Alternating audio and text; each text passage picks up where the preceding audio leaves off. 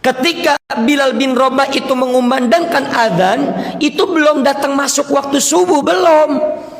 Itu peringatan bahwa beberapa menit lagi akan datang waktu subuh. Jadi belum masuk waktu subuh, belum. Itu baru peringatan akan datang waktu subuh. Yang kedua, adzan yang dikumandangkan oleh Abdullah bin Umi Maktum. Itu ketika dikumandangkan oleh Abdullah bin Umi Maktum, itu sudah masuk waktu subuh. Jadi ketika Nabi memerintahkan sahabat untuk melanjutkan makan sahurnya, adzan yang pertama itu adzannya Bilal bin Rabah, bukan adzannya Abdullah bin Umi Maktum. Adzannya Bilal bin Rabah itu belum masuk waktu subuh. Ustaz, tapi ulama Yahudi, ulama Saudi itu dia mencontohkan langsung agama itu emang dari Arab, bukan. Sumber dalil agama itu bukan dari Arab. Agama Islam itu bersumber dari wahyu. Hanya saja memang pertama kali Nabi diutus itu di Arab. Jadi apa yang terjadi di Saudi itu tidak menjadi dalil. Kalau kita harus ikut Arab, maka waktu sholat subuh kita jangan ikut waktu sini dong, berarti ikut waktu Arab. Jadi mohon maaf, itu fatwa yang menyesatkan ketika dia mengatakan kalau kita sudah datang adzan subuh kita masih sahur, habiskan makanan itu tidak. Itu jelas kesalahpahaman dalam memahami hadis. Makanya Imam Syekh Yusuf Al-Qardawi membuat karya Kaifa Nata'amal Ma'as Sunnah An-Nabawiyah. Bagaimana kita mampu memahami hadis-hadis itu dengan benar. Ya. Jadi kalau kita sudah makan, terdengar adzan subuh, ya maka dihentikan aktivitas makan minum kita. Makanya ada imsak. Imsak itu kebijakan dari ulama-ulama kita terdahulu. Supaya apa? Sebagai tanda bahwa beberapa menit lagi akan datang adzan subuh. Jangan sampai ketika datang adzan subuh kita dalam keadaan makan dan minum. Maka kalau kita terapkan di Indonesia, ketika datang adzan subuh kita masih makan, kita masih minum, maka puasa kita wajib diqadha, wajib diganti. Kenapa? Karena dianggap tidak sah puasa kita. Maka bicara siam artinya menahan diri, mulai dari terbitnya fajar sampai terbenamnya matahari, sampai datangnya waktu adzan maghrib, waktu maghrib. Redaksi ayat berikutnya, apa tujuan puasa? La'allakum tattaqun, agar menjadikan pribadi-pribadi kita menjadi orang-orang yang muttaqin, menjadi orang-orang yang bertakwa kepada Allah Subhanahu wa taala. Jadi tujuan puasa saja itu dijelaskan oleh Allah. Tujuannya tadi untuk menjadi pribadi-pribadi yang bertakwa. Siapa orang yang menjadi pribadi yang bertakwa? Yang dia keluar dari bulan suci Ramadan mampu menjadi pribadi-pribadi yang lebih baik lagi. Menariknya, di tengah-tengah lagi hangat-hangatnya ayat tentang puasa, itu ada satu ayat nyelip, Pak. 183, 184, 185 itu masih bicara puasa. Di ayat 186 surat Al-Baqarah itu ada ayat yang nyelip bicara tentang doa. Wa idza sa'alaka ibadi anni fa inni qarib ujibu da'watad da'i idza da'an falyastajibu li wal yu'minu bi la'allahum yarshudun. Ini ulama tafsir menggali hikmahnya. Kok lagi hangat-hangatnya membahas tentang puasa, itu ada ayat nyelip tentang ayat doa. Tapi nanti setelah itu nyambung lagi ayat tentang puasa. Ini hikmah kata ulama bahwa di bulan suci Ramadan, bulan di mana setiap doa kita cepat diijabah oleh Allah, adalah bulan di mana permohonan ampun kita cepat diampuni oleh Allah. Maka Ramadan ini banjiri diri kita, keluarga kita dengan doa-doa yang terbaik. Karena itu adalah waktu-waktu yang mustajab, waktu di mana doa kita cepat dikabulkan oleh Allah. Kalau hari-hari biasa, waktu mustajab itu hanya beberapa saja. Setelah sholat, kemudian sepertiga malam, kemudian ba'da maghrib, itu kan waktu-waktu yang mustajab. Kalau per minggunya di malam Jumat, di hari Jumat, atau kemudian ketika khatib duduk antara dua khutbah, itu kan waktu-waktu yang mustajab. Di bulan Rajab, waktu yang mustajabnya di awal. Di bulan Sya'ban waktu yang paling mustajabnya di tengah nisfu Sya'ban. Tapi di bulan suci Ramadan dari hari pertama sampai akhir Ramadan itu adalah waktu-waktu yang mustajab, di mana doa-doa kita cepat dikabulkan oleh Allah. Maka Ramadan perbanyak lagi doa-doa kepada Allah. Banyak permintaan-permintaan kita kepada Allah. Banjiri anak-anak kita dengan doa yang baik dari kita. Karena itu adalah momen di mana doa-doa kita cepat diijabah oleh Allah. Maka bicara tentang puasa, Allah menjelaskan secara detail ayat-ayat tentang puasa. Ini menunjukkan bahwa memang puasa adalah ibadah yang istimewa, yang tidak hanya dilakukan untuk orang-orang yang beriman, tetapi orang-orang yang non-muslim saja itu dari sisi medis mereka mengakui bahwa Ramadan, bahwa puasa, ibadah puasa adalah memang ibadah yang dia dapat mengantarkan hubungan kedekatan antara kita dengan Allah Subhanahu wa taala. Kemudian yang berikutnya di bulan suci Ramadan ada bulan diturunkannya ayat suci Al-Quran. Syahrul Ramadan alladzi unzila fihil Quran. Ramadan itu adalah bulan diturunkannya Al-Quran. Kalau sebagian orang mengatakan bahwa orang yang memperingati nuzulul Quran pada tanggal 17 Ramadan itu merupakan sebuah kesalahan membaca sejarah, justru tidak. Ya.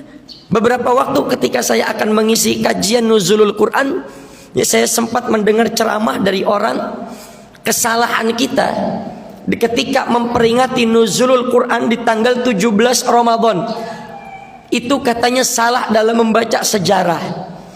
Begini, bulan suci Ramadan adalah bulan diturunkannya Al-Quran. Berbicara kenapa di Indonesia diperingati 17 Ramadan, apakah kita salah dalam membaca sejarah? Tidak. Justru memang Al-Quran itu turunnya di tanggal 17 Ramadan.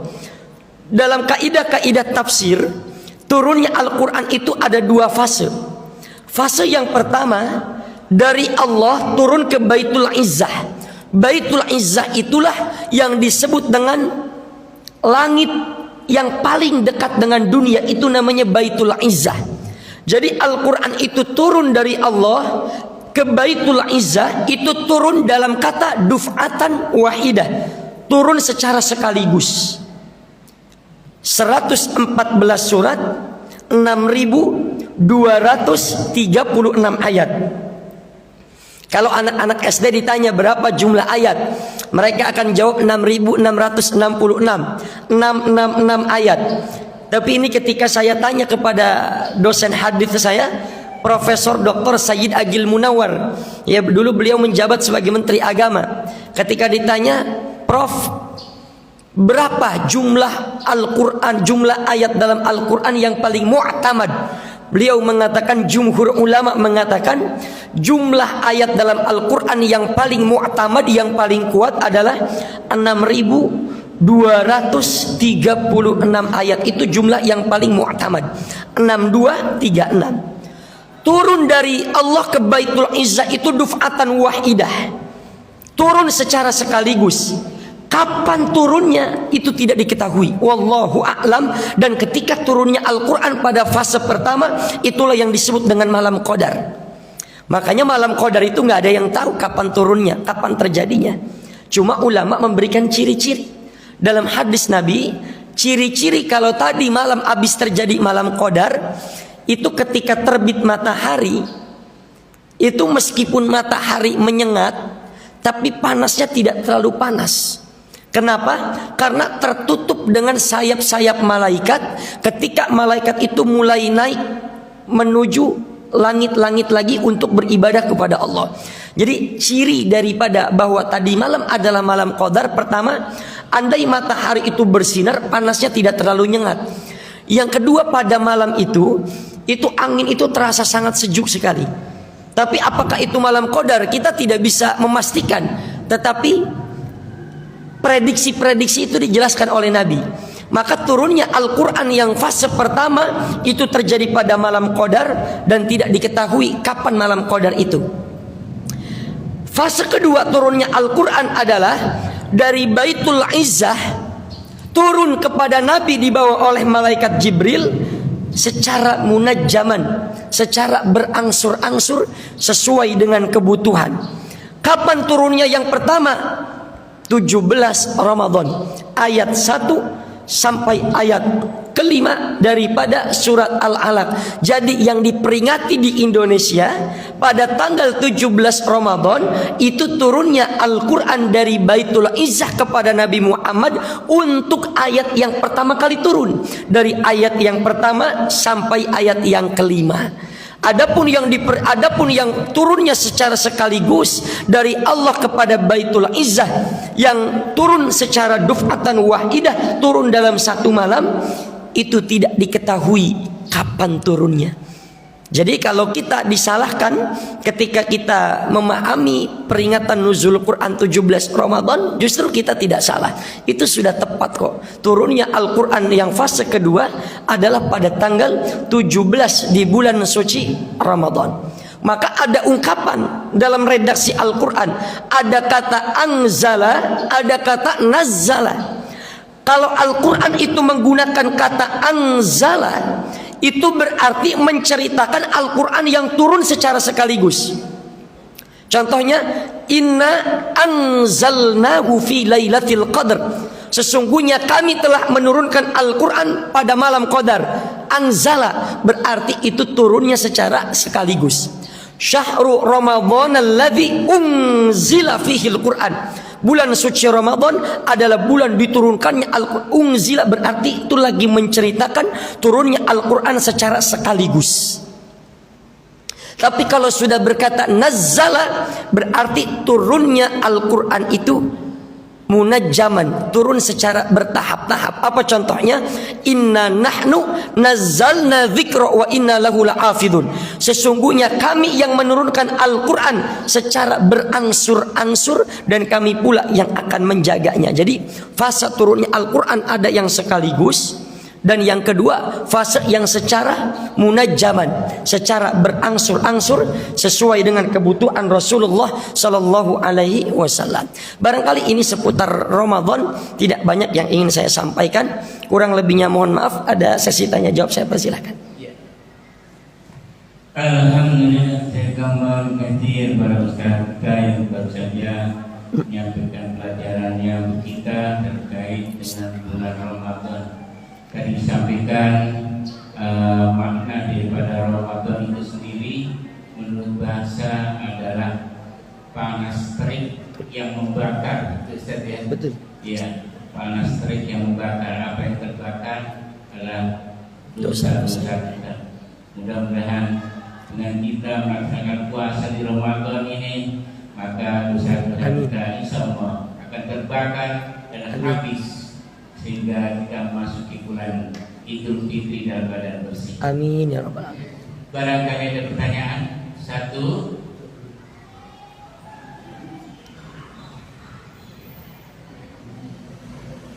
Ada lagi ibu-ibu? Ada?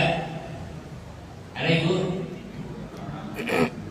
Udah paham ya? Ya.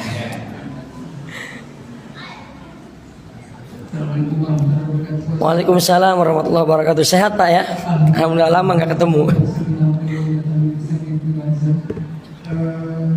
Pertama saya juga mau nanya sama panitia, apakah di sini ada itikaf gitu Pak Ustaz, mulainya jam berapa gitu. Dan kadang-kadang kita di itikaf itu sebelum sahur kita ada sholat mulai. Betul, mulai ya. Sedangkan kita waktu tarawih kita sudah sholat witir, katanya sholat witir itu adalah sholat penutup. Iya. Bagaimana hukumnya mengenai kita sholat mulai sebelum subuh ini kita sudah baca? Itu saja. Assalamualaikum warahmatullahi wabarakatuh. Iya, assalamualaikum warahmatullahi wabarakatuh. Dalam kaulnya madzhab Imam Syafi'i, i'tikaf itu tidak terikat pada bulan suci Ramadan saja sebetulnya. Jadi kalau Bapak Ibu nih ada kajian subuh, kajian Ahad, ya kajian Sabtu di luar Ramadan, itu niatkan i'tikaf. Nawaitu an a'taqifa ma dumtu fil masjid. Saya niat beriktikaf selama saya berada di masjid, itu sudah dihitung i'tikaf nih. Nah, maka yang tadi belum niat i'tikaf tuh masih kebagian. Ya. Kalau dalam aturan madhab yang lain, i'tikaf itu diatur ya sekitar beberapa lama. Tapi dalam madhab Imam Syafi'i, i'tikaf itu boleh diniatkan madum tu fil masjid, meskipun hanya beberapa saat di masjid. itu sudah dihitung sebagai sebuah i'tikaf. Jadi yang tadi belum niat i'tikaf, sekarang niat i'tikaf, itu dicatat sebagai niat i'tikaf. Mulai niat i'tikaf dari sekarang. Hanya saja bedanya memang kalau ketika bulan suci Ramadan itu dari zaman Nabi memang beriktikaf di masjid sampai dibawakan makanan oleh istri beliau. Karena apa? Karena nilai i'tikaf di dalam bulan suci Ramadan itu tentu punya nilai keutamaan yang lebih luar biasa di luar Ramadan. Jadi Ramadan itu punya nilai i'tikaf yang luar biasa. Waktunya kapan saja. Yang penting jangan sampai kita i'tikaf tapi kita melalaikan kewajiban, itu jangan sampai. Kalau memang aktivitas kita mohon maaf menjaga keamanan, ada yang menjadi security di tengah malam, kemudian bukannya jaga di pos tapi malah i'tikaf di masjid, itu kan sudah menyalahi aturan. Ya, selama kita punya keluangan waktu atau kita memang menyempatkan diri untuk beriktikaf tanpa melalaikan kewajiban-kewajiban yang lain, itu sudah dijadikan sebagai sebuah iktikaf. Jadi iktikaf itu kapan saja, Pak. Kapan saja, baik di Ramadan maupun di luar bulan suci Ramadan. Meski memang di dalam bulan suci Ramadan tentu punya nilai keutamaan yang lebih besar ya. Yang kedua apa tadi pertanyaan? Qiyamul Lail? Ada setelah tarawih terus kita kan tidur melihat sebelum sahur kita i'tikaf di masjid, itu ada witir. kan Oh, habis witir ya? Iya. Apakah ini sholat? qiyamul lail sebelum subuh kalau saat di i'tikaf di masjid. Di masjid ada 8 rakaat kalau saat. Iya. Jadi kalau kita memang setelah kita sholat sunat tarawih, andai kita sudah witir tuh ya, kita sudah witir, nanti qiyamul lailnya bagaimana gitu ya. Jadi kalau kita memang sudah ikut witir, terlanjur ikut witir, nanti kita mau bangun sholat malam lagi nih, boleh saja Pak, tidak ada larangannya. Kalau secara etika memang kalau memang kita habis sholat witir, ya sudah tidak sholat sunnah lagi. Tidak sholat sunnah lagi, karena witir itu menjadi sholat penutup. Tetapi andai kita memang mau menunaikan qiyamul lail, sholat sunnah setelah witir, apa boleh? Itu masih boleh, tidak ada larangannya. Hanya saja nanti setelah kita qiyamul lail tidak ditutup dengan witir lagi, karena kata Nabi tidak ada 2 witir dalam satu malam. Jadi kalau kita udah terlanjur ikut imam, ikut witir, kita nanti pengen qiyamul lail lagi nih, itu bagaimana? Atau saya witir aja lah, takutnya nanti kesiangan gitu. Ternyata kita bisa bangun di sepertiga malam, kita qiyamul lail. Silakan sholat, tidak apa-apa, tidak makruh, tidak makruh, hanya mubah saja, boleh, silakan. Tapi tidak ditutup dengan witir lagi. Tidak ada 2 witir dalam satu malam. Wallahu a'lam bishawab. Ya, saya Pak. Silakan, ya silakan. Pak dia masih.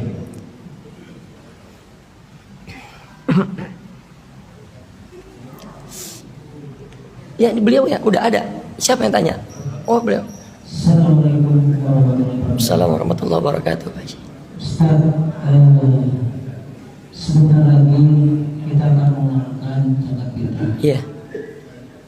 Di dalam zakat fitrah ini kita berpedoman 4 mazhab. Betul. Maliki, Syafi'i, Hambali, dan Hanafi. Terkait dengan penggantian antara kewajiban kita itu kan bahan pokok yang dimakan. Nah, dari 4 mazhab ini ada sedikit perbedaan. Perbedaannya bahwa 3 mazhab, Syafi'i, Maliki, sama Hambali itu tidak boleh ditukar dalam bentuk uang. Tapi ada Hanafi Iya. itu boleh dirubah dalam bentuk yang kembali itu dalam bentuk uang. Tapi yang menurut saya atau pemikiran saya, dari 3 mazhab ini berarti dalam pelaksanaan ceramah ini mereka mengganti uang, tapi memakai mazhab Syafi'i, Maliki, sama Hambali. Padahal 3 mazhab ini nilai beratnya beda. Ya kan, rata-rata kalau kita beratkan 2,5 kilo. Betul. Jadi kalau kita ganti uang, misalkan sekilonya 10.000, itu berarti 25.000. Ya. Tapi menurut mazhab Hambali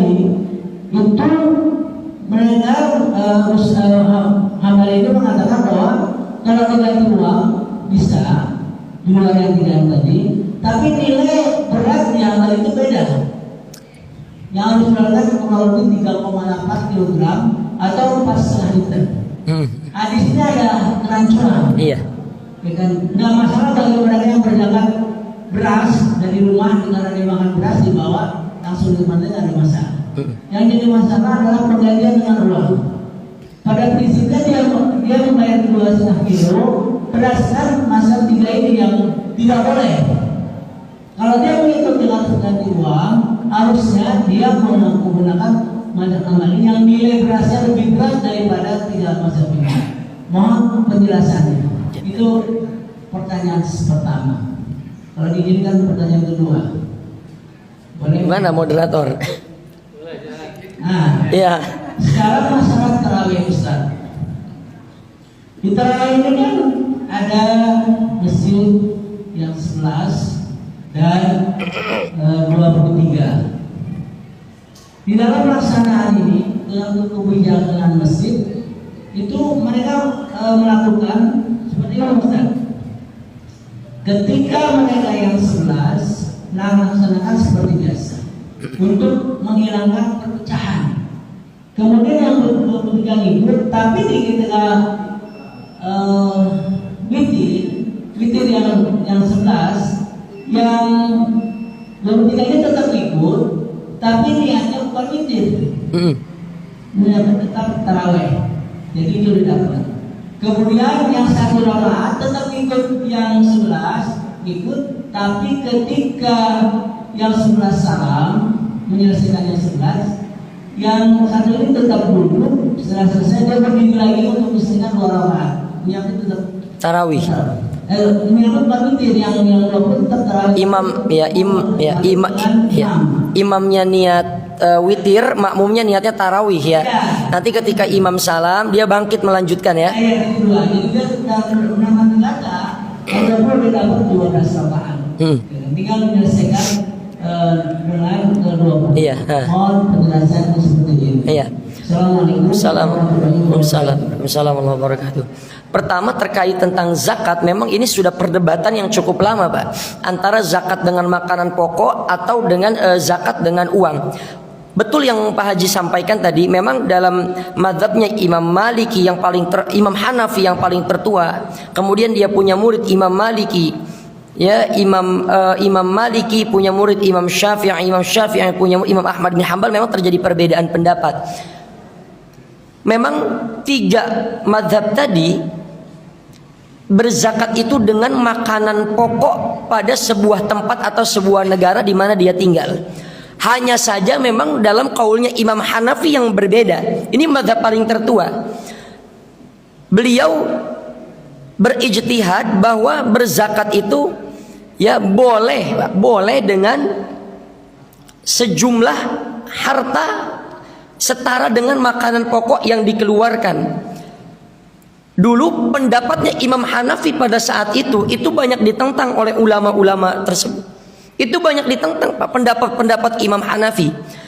Tetapi ya dalam corak-corak ijtihad hukum itu, terkadang imam itu sudah punya kecerdasan yang luar biasa, yang saat itu orang belum sempat terfikirkan, dia sudah memikirkan untuk ke depan.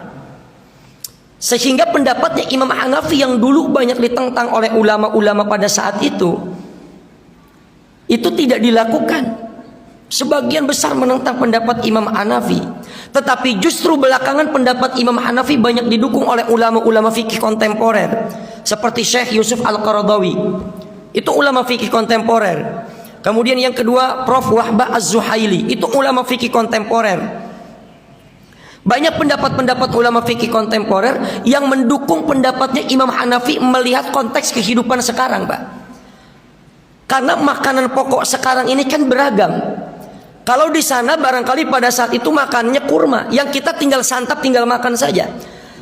Tapi kalau ada beberapa negara yang memang makanan pokok ini harus dimasak dulu, yang dimasaknya menggunakan listrik, dimasaknya menggunakan kompor, kan itu butuh gas juga tuh. Artinya butuh uang yang dia keluarkan supaya makanan pokok ini bisa dihidangkan, karena memang harus dimasak dulu. Sehingga ulama mengambil jalan tengah. Mengambil jalan tengah.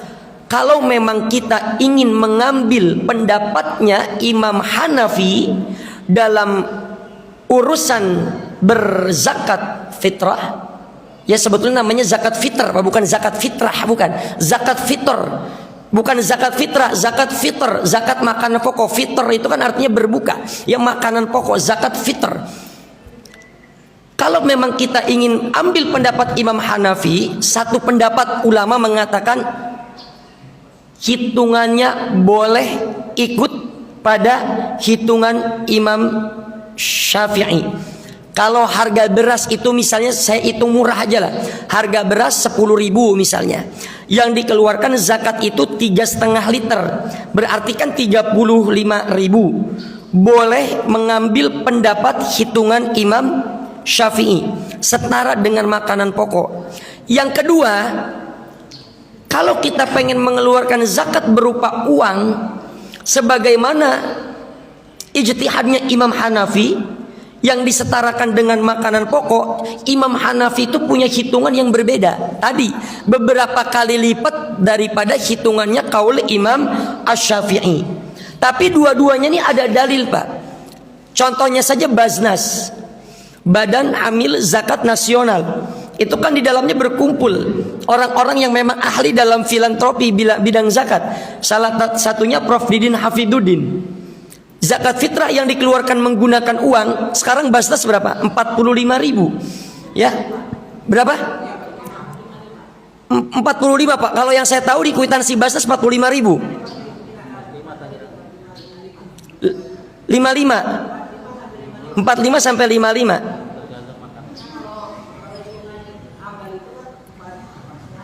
Iya. Iya.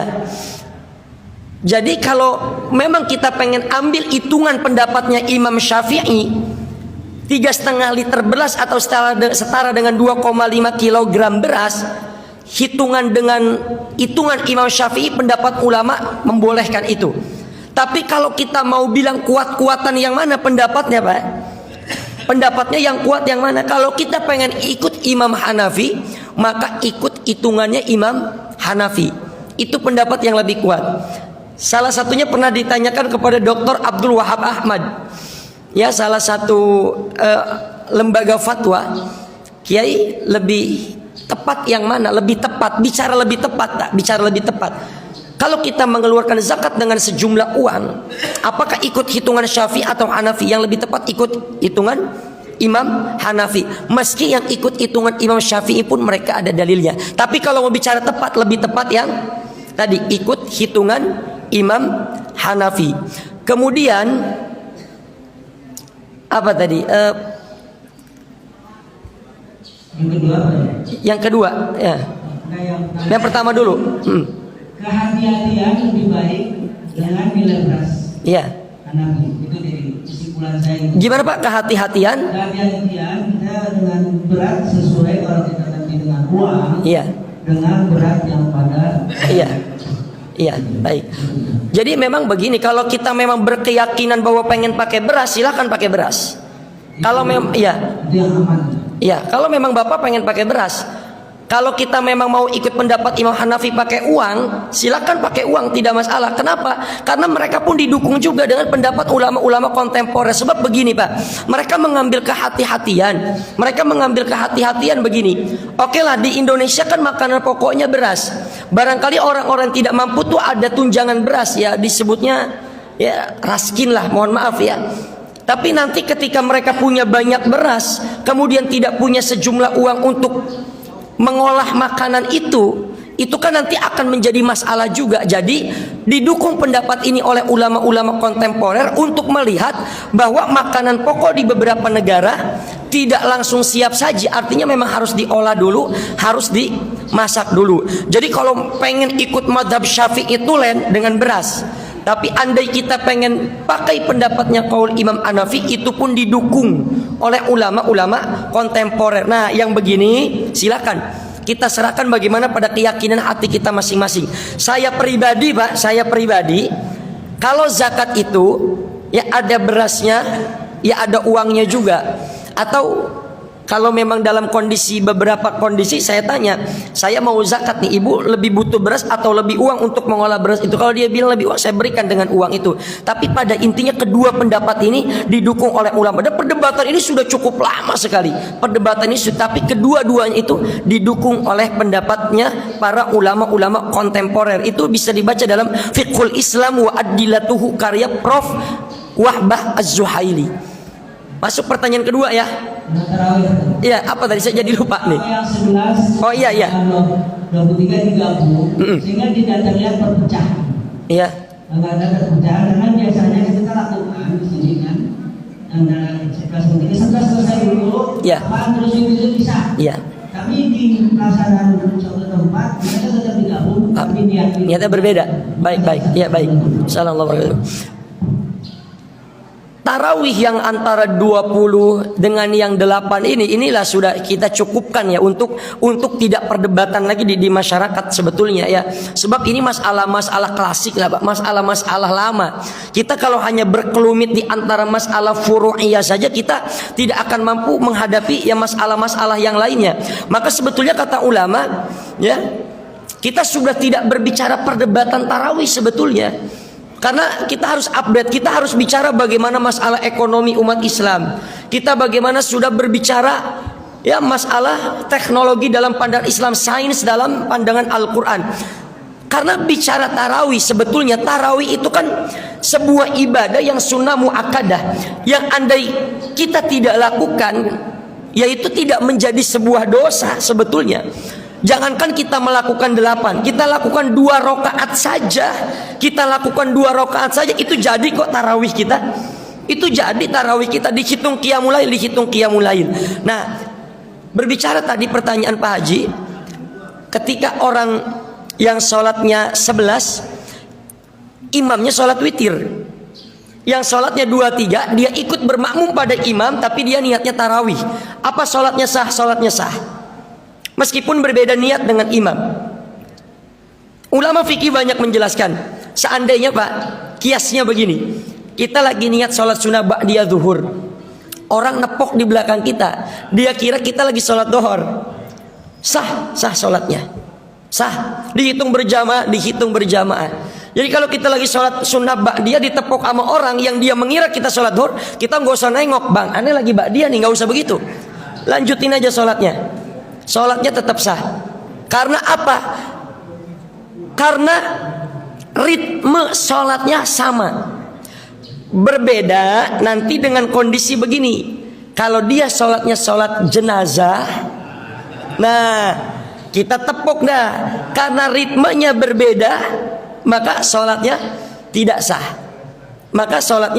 Jadi begitu Pak Haji kondisinya. Kalau si imam sholat witir, si makmum sholatnya sholat sunat tarawih, dia bermakmum kepada imam yang dia sholat sunnah witir, maka sholatnya tetap sah. Baik, betul. Yang saya lihat bukan keindahan, bukan pertengahan. Luar biasa ya. Memang itu yang kita hadapi. Betul.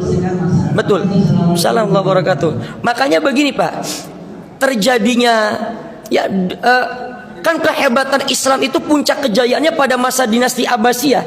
Itu kan Islam mulai maju-majunya di situ. Karena mereka sudah bicara politik, mereka sudah bicara ekonomi. Kita saat ini itu kadang masih berdebat masalah furu'iyah. Kalau beliau tadi bilang keindahan, memang betul Pak Indah. Saya pribadi kan ya dari kecil kita orang NU. Tapi saya pribadi kuliah di Universitas Muhammadiyah sekarang. Oh, di situ saya melihat perbedaan yang luar biasa. Justru kampus-kampus Muhammadiyah itu yang kuliah di situ banyak kok orang-orang NU. Ada kawan kita orang Persis kuliah di Universitas Muhammadiyah.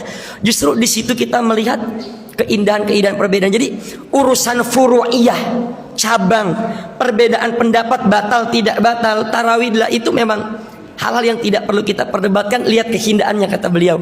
Wallahu a'lam bishawab. Ada lagi? Silakan Pak Am. Saya tergantung moderator. Assalamualaikum warahmatullahi wabarakatuh. Iya.